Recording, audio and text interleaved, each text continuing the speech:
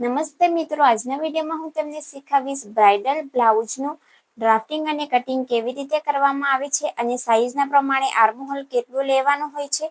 અને જે આજે આપણે બ્લાઉઝ બનાવી રહ્યા છે એ એક નેક પેક રહેશે અને એક નેક ડીપ રહેશે.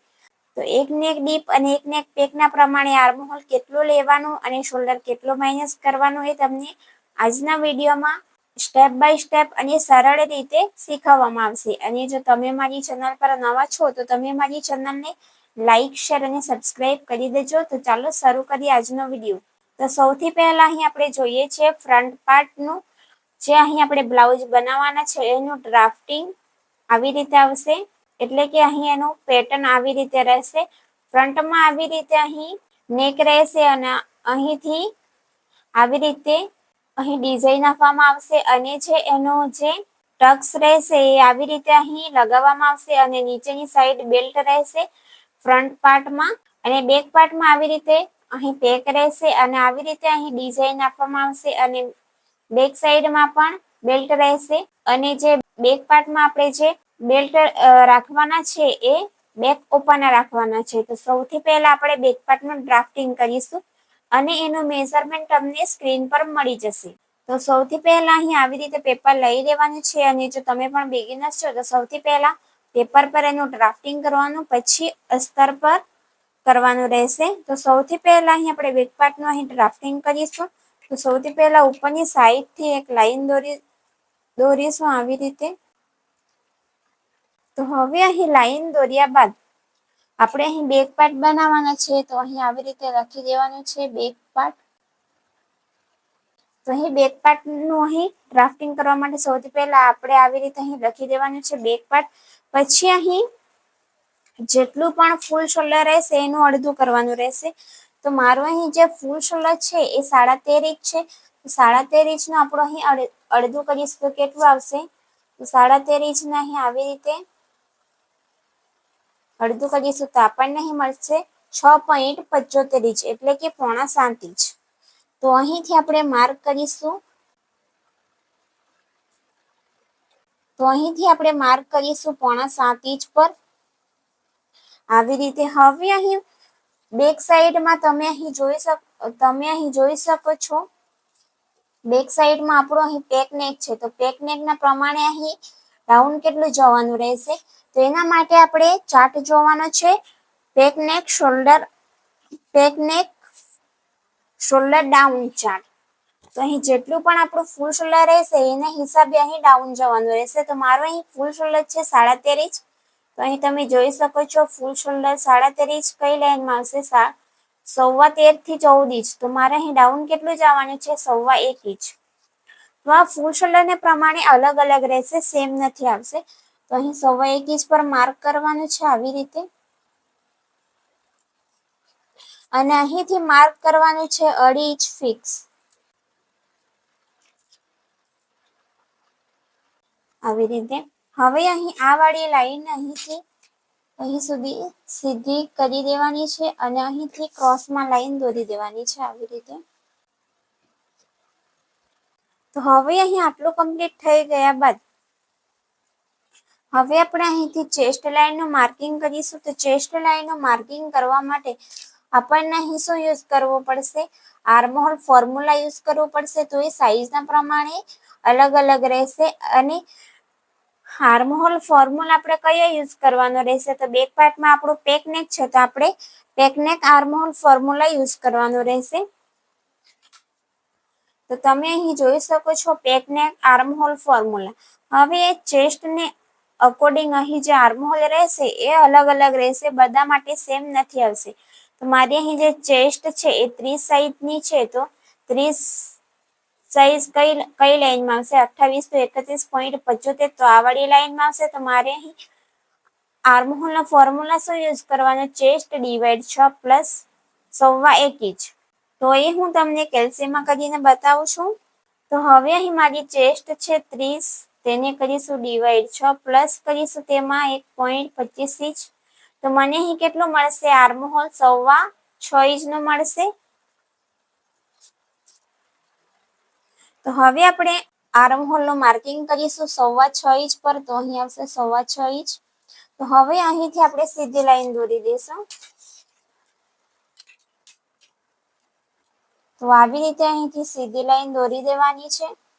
આટલું કમ્પ્લીટ થઈ ગયા બાદ હવે આપણે અહીં ચેસ્ટ ડિવાઈડ 4 કરીશું, પણ તેમાં અહીં આપણે લૂઝિંગ એડ કરીશું. તો લૂઝિંગ આપણે કેટલું અહીં એડ કરવાનું રહેશે, તો અહીં આપણું બેક પાર્ટમાં પેક નેક છે એટલા માટે ફિક્સ અહીં લૂઝિંગ એડ કરવાનું છે. 2.5 ઇંચનું લૂઝિંગ એડ કરવાનું રહેશે. તો જેટલી પણ તમારી ચેસ્ટ રહેશે એમાં લૂઝિંગ એડ કરવાનું છે 2.5 ઇંચ. પછી તેને ડિવાઈડ 4 કરવાનું છે. તે હું તમને કેલ્સીમાં કરીને બતાવું છું. તો હવે અહીં મારી ચેસ્ટ છે 30 પ્લસ તેમાં કરીશું 2.5 ઇંચ અને પછી તેને ડિવાઈડ કરીશું 4. તો આપણને અહીં કેટલું મળશે 8.12 ઇંચ એટલે કે 8.25 ઇંચ જેટલું. તો આવી રીતે અહીં માર્કિંગ કરવાનું છે અને સિલાઈ માટે એક્સ્ટ્રા લેવાનું છે 1.5 ઇંચ.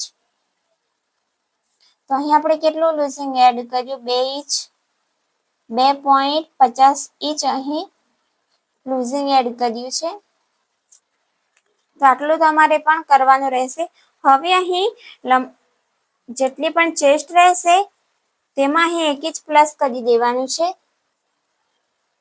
જેટલી પણ અહીં લંબાઈ રહેશે તેમાં 1 ઇંચ પ્લસ કરવાનું છે. તો અહીંથી આપણે જે શોલ્ડર ડાઉન ગયા છે અને અહીં 2.5 ઇંચ સુધીનું સેન્ટર લેવાનું છે.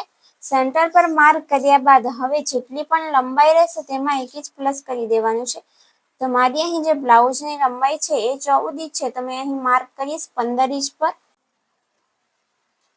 તો આવી રીતે 15 ઇંચ પર માર્ક કરી દેવાનું છે અને અહીંથી સીધી લાઈન દોરી દેવાની છે. તો હવે અહીં સીધી લાઈન દોર્યા બાદ હવે અહીં કમરનું માર્કિંગ કરીશું. તો કમરમાં છે મારી અહીં 25 ઇંચ. તો 25 તેને આપણે ડિવાઈડ કરીશું 4. તો આપણને મળશે 6.25 ઇંચ. તો 6.25 ઇંચને આપણે ક્યાં માર્ક કરીશું, તો અહીંથી જે સીધી લાઈન છે ત્યાંથી માર્ક કરીશું 6.25 ઇંચ પર અને અહીં 1.5 ઇંચ લેશું સિલાઈ માટે. અને હા, તમારે પણ જો બેક સાઈડમાં જો બ્લાઉઝ પાછળથી જો લૂઝ હોય તો તમારે અહીં 1 ઇંચનો ટક્સ લેવો ફરજિયાત છે. તો હવે આ વાળી લાઈન અહીં કમર સુધી આવી રીતે સીધી કરી દેવાની છે. આટલું કમ્પ્લીટ થઈ ગયા બાદ હવે આપણે અહીં આર્મહોલનું માર્કિંગ કરીશું. તો આર્મહોલનું માર્કિંગ કરવા માટે જે આપણે ડાઉન ગયા છે અહીં 1.25 ઇંચ અને ચેસ્ટ લાઈન સુધીનું સેન્ટર લઈશું. જ્યાં સેન્ટર આવે ત્યાં માર્ક કરીશું આવી રીતે. અને અહીં આપણું ફૂલ શોલ્ડરનું અડધું કરીએ તો અહીં કેટલું આવ્યું 6.5 ઇંચ. તો અહીં 1/2 ઇંચ માઇનસ કરી દઈશું. તો આપણે અહીં માર્ક કરીશું 6.25 ઇંચ. કારણ કે અહીં જેટલું પણ અહીં ફૂલ શોલ્ડર રહેશે એમાંથી અહીં 1/2 ઇંચ માઇનસ કરવાનું રહેશે અને અહીં 1/2 ઇંચ અને અહીંથી 1/2 ઇંચ બહાર જવાનું રહેશે આવી રીતે. તો હવે અહીં આ વાળી લાઈનને અહીં સુધી આવી રીતે માર્ક કરી દેવાનું છે આવી રીતે ક્રોસમાં. હવે અહીં ક્રોસ માર્ક કેટલું જવાનું છે, તો સાઈઝના પ્રમાણે અલગ અલગ રહેશે. તો મારી અહીં ચેસ્ટ 30 છે, તો અહીં મારે બેક સાઈડમાં અહીં ક્રોસ માર્ક જવાનો છે 1.25 ઇંચ. તો અહીંથી 1.25 ઇંચ પર આવી રીતે 1.25 ઇંચ પર આવી રીતે માર્કિંગ કરવાનું છે અને પછી તમારે ફ્રેન્ચ કર્વ લઈ લેવાનો છે અને શેપ આપવાનો રહેશે. તો આવી રીતે અહીં શેપ આપવાનો રહેશે. હવે અહીં શેપ આપ્યા બાદ હવે અહીં આપણે બેક સાઈડમાં અહીં શોલ્ડર માઇનસ કરવાનું રહેશે. તો રેડી શોલ્ડરના પ્રમાણે અહીં કેટલું શોલ્ડર માઇનસ કરવાનું રહેશે, તો મારું અહીં જે રેડી શોલ્ડર છે એ 3 ઇંચનું છે. તો 3 ઇંચના પ્રમાણે રેડી શોલ્ડરમાંથી કેટલું માઇનસ કરવું પડશે, તો એના માટે ચાર્ટ જોવાનો છે. તો તમે અહીં જોઈ શકો છો રેડી શોલ્ડર. તો મારો અહીં જે રેડી શોલ્ડર છે એ 3 ઇંચનું છે. તો 2 થી 3, તો અહીં મારે માઇનસ કેટલું કરવાનું 1/2 ઇંચ માઇનસ કરવાનું રહેશે. તો હાફ ઇંચ આપણે ક્યાંથી માર્ક કરીશું? જે આપણે અહીં 1.25 ઇંચ ડાઉન ગયા છે ત્યાંથી આપણે હાફ ઇંચ અંદર આવવાનું રહેશે. તો આ રેડી શોલ્ડરના પ્રમાણે અલગ અલગ રહેશે, સેમ નથી આવશે. તો હવે આ વાળી લાઈનને અહીં જે આપણે આર્મ હોલનું સેન્ટર લીધું ત્યાં સુધી સ્ટ્રેટ કરી દેવાની છે. આવી રીતે આર્મ હોલ વાળી લાઈન સાથે આવી રીતે માર્ક કરી દેવાનું રહેશે. તો હવે અહીં આટલું કમ્પ્લીટ થઈ ગયા બાદ જેટલું પણ આપણું રેડી શોલ્ડર રહેશે તેમાં આપણે 1 ઇંચ પ્લસ કરીશું. તો મારું અહીં રેડી શોલ્ડર છે 3 ઇંચ, તો 4 ઇંચ પર માર્ક કરીશું. કારણ કે આપણે 1 ઇંચ પ્લસ કરીશું એટલા માટે. તો અહીં હાફ ઇંચ નીચેથી માર્ક કરીશું. હાફ ઇંચ નીચેથી આપણે આવી રીતે ડોટ વાળી લાઈન બનાવીશું, કારણ કે આપણી સિલાઈ તો અહીંથી જશે એટલા માટે.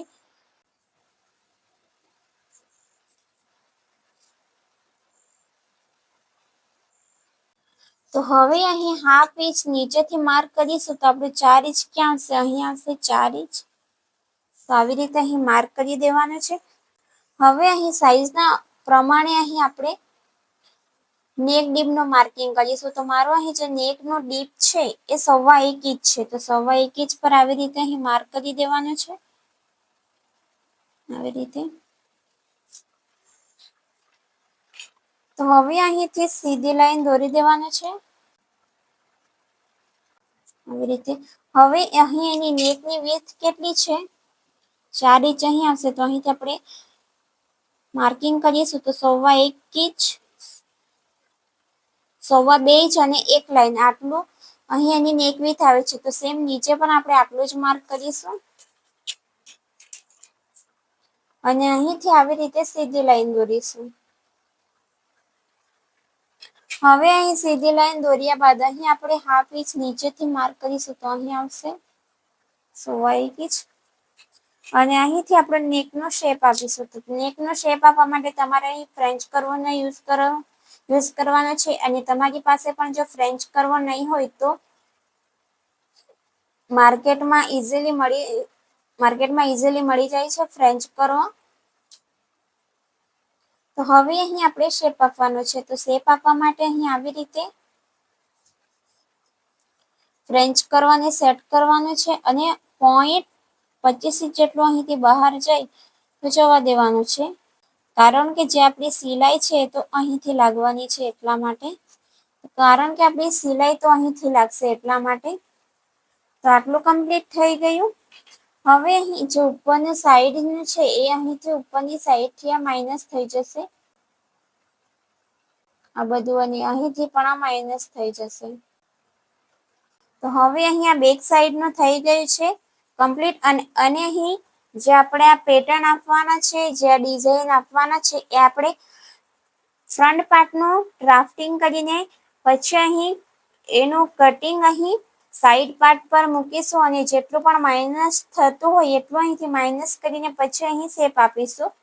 જે આપણે આ વાળો શેપ છે. તો અહીં બેક પાર્ટનું અહીં અડધું ડ્રાફ્ટિંગ અહીં કમ્પ્લીટ થઈ ગયું છે અને જે સાઈડ પાર્ટ પર આપણે ફ્રન્ટ પાર્ટ મૂકીને જેટલો માઇનસ થશે એટલું કરીને પછી અહીં આપણે શેપ આપીશું.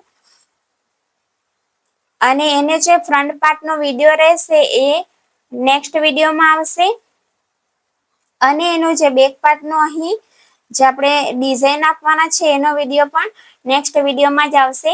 અને જો તમને આ વિડીયોમાં સમજ નહીં પડી હોય તો તમે મને કોમેન્ટ કરીને પૂછી શકો છો. તો ચાલો મળીએ નેક્સ્ટ વિડીયોમાં.